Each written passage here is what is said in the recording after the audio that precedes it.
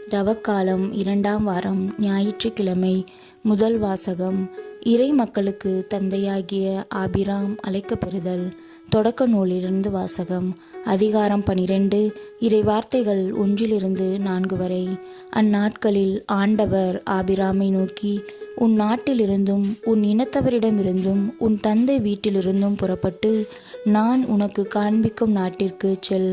உன்னை நான் பெரிய இனமாக்குவேன், உனக்கு ஆசி வழங்குவேன், உன் பெயரை நான் சிறப்புறச் செய்வேன், நீயே ஆசியாக விளங்குவாய். உனக்கு ஆசி கூறுவோருக்கு நான் ஆசி வழங்குவேன், உன்னை சபிப்போரை நானும் சபிப்பேன். உன் வழியாக மண்ணுலகின் மக்களினங்கள் அனைத்தும் ஆசி பெறும் என்றார். ஆண்டவர் ஆபிராமுக்கு கூறியபடியே அவர் புறப்பட்டுச் சென்றார்.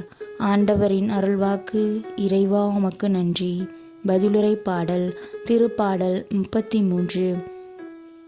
ஆண்டவரே, உமது பேரன்பு எங்கள் மீது இருப்பதாக. ஆண்டவரின் வாக்கு நேர்மையானது, அவருடைய செயல்கள் எல்லாம் நம்பிக்கைக்குரியவை. அவர் நீதியையும் நேர்மையையும் விரும்புகின்றார். அவரது பேரன்பால் பூவுலகு நிறைந்துள்ளது. பல்லவி. ஆண்டவரே, உமது பேரன்பு எங்கள் மீது இருப்பதாக. தமக்கு அஞ்சி நடப்போரையும் தம் பேரன்புக்காக காத்திருப்போரையும் ஆண்டவர் கண்ணோக்குகின்றார். அவர்கள் உயிரை சாவினின்று காக்கின்றார். அவர்களை பஞ்சத்திலும் வாழ்விக்கின்றார். பல்லவி. ஆண்டவரே, உமது பேரன்பு எங்கள் மீது இருப்பதாக. நாம் ஆண்டவரை நம்பியிருக்கின்றோம். அவரே நமக்கு துணையும் கேடயமும் ஆவார். உம்மையே நாங்கள் நம்பியிருப்பதால் உமது பேரன்பு எங்கள் மீது இருப்பதாக. பல்லவி. ஆண்டவரே, உமது பேரன்பு எங்கள் மீது இருப்பதாக. 2ஆம் வாசகம். இறைவன் நம்மை அழைத்து நம் மீது ஒளி வீசுகிறார். திருத்தூதர் பவுல் திமோத்தேயுவுக்கு எழுதிய 2ஆம் திருமுகத்திலிருந்து வாசகம்.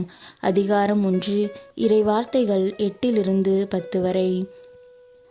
அன்புக்குரியவரே, கடவுளின் வல்லமைக்கேற்ப நற்செய்தியின் பொருட்டு துன்பத்தில் என்னுடன் பங்கு கொள்.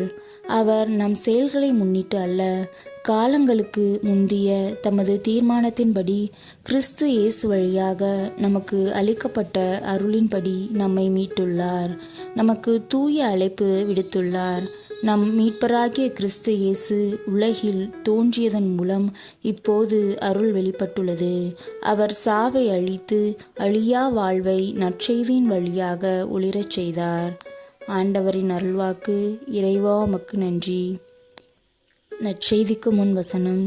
ஒளிரும் மேகத்தினின்று தந்தையின் குரல் கேட்டது. என் அன்பார்ந்த மைந்தர் இவரே, இவருக்கு செவிசாயுங்கள். நற்செய்தி வாசகம். இயேசுவின் முகம் கதிரவனைப் போல் ஒளிர்ந்தது. மத்தேயு எழுதிய தூய நற்செய்தியிலிருந்து வாசகம். அதிகாரம் 17. இறை வார்த்தைகள் 1-9 வரை. அக்காலத்தில் இயேசு பேதுருவையும் யாக்கோபையும் அவர் சகோதரரான யோவானையும் ஓர் உயர்ந்த மலைக்கு தனியாக கூட்டிக் கொண்டு போனார். அங்கே அவர்கள் முன் அவர் தோற்றம் மாறினார். அவரது முகம் கதிரவனைப் போல் ஒளிர்ந்தது. அவருடைய ஆடைகள் ஒளி போன்று வெண்மையாயின. இதோ, மோசேயும் எலியாவும் அவர்களுக்கு முன் தோன்றி இயேசுவோடு உரையாடி கொண்டிருந்தனர். பேதுரு இயேசுவை பார்த்து, ஆண்டவரே, நாம் இங்கேயே இருப்பது நல்லது. உமக்கு ஒன்றும் மோசேக்கு ஒன்றும் எலியாவுக்கு ஒன்றுமாக 3 கூடாரங்களை அமைக்கட்டுமா? இது உமக்கு விருப்பமா என்றார். அவர் தொடர்ந்து பேசிக்கொண்டிருந்த போது ஒளிமயமான மேகம் ஒன்று அவர்கள் மேல் நிழலிட்டது. அந்த மேகத்தினின்று, என் அன்பார்ந்த மைந்தர் இவரே, இவர் பொருட்டு நான் பூரிப்படைகிறேன், இவருக்கு செவிசாயுங்கள் என்று ஒரு குரல் ஒலித்தது. அதை கேட்டதும் சீடர்கள் மிகவும் அஞ்சி முகக்குப்புற விழுந்தார்கள். இயேசு அவர்களிடம் வந்து அவர்களை தொட்டு, எழுந்திருங்கள், அஞ்சாதீர்கள் என்றார். அவர்கள் நிமிர்ந்து பார்த்தபோது இயேசு ஒருவரை தவிர வேறு எவரையும் காணவில்லை.